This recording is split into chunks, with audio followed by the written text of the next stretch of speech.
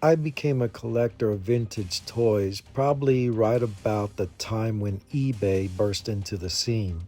My passion was driven by the fact that I wanted to obtain a lot of the toys I had when I was a kid. Though I did have a few that I held on to, it became my task to reunite with the toys that filled my childhood with so many memories. To be exact, I probably started in 1998, which by then eBay would have been roughly 2 years old.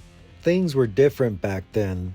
Vintage toys were highly sought after, especially toys that were birthed in the 80s. Back then, it was a bit more manageable to get what you wanted, not like the prices we see today. A complete 1985 Snake Eyes would have been $30 back then. Today, as you can see, it's way more, but that's what they're worth. You see, it used to be a time thing.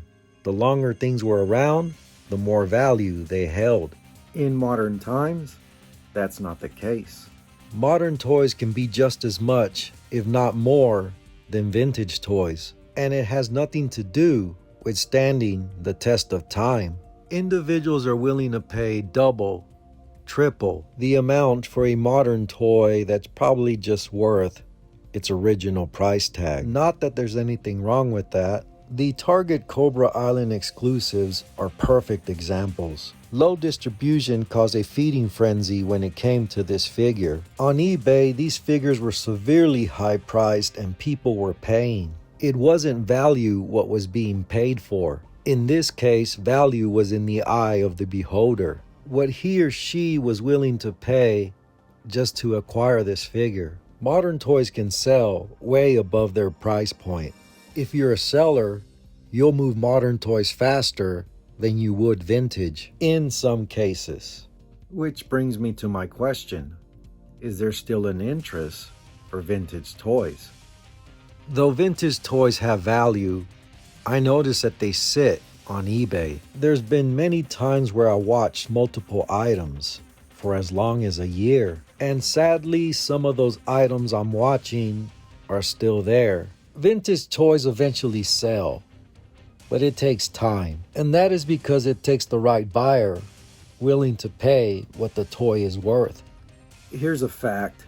There's more of a market for modern toys than there is for vintage. And one of those reasons why is because a lot of younger people are coming into the hobby and they prefer modern toys. The vintage collectors are still out there, but we're scarce. Which brings up my second reason. You have vintage collectors who have crossed over. I know of vintage collectors who have sold off their vintage collections to invest into modern figures. Some of these figures are phenomenal, and it's enough to get you to cross over to the dark side. We 80s kids were used to basic cartoony figures. Figures today have come a long way. The third reason why there's such a high demand for modern toys? Well, we live in modern times. It's simple.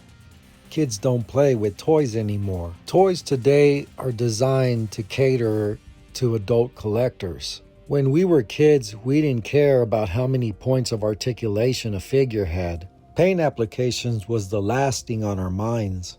We just wanted some representation of our favorite characters in toy form. Companies knew kids played with toys back then, so they designed toys to be played with. Today, modern toys are loaded with paint apps, detail, articulation, because this is what the consumer wants. Toy companies don't have kids in mind.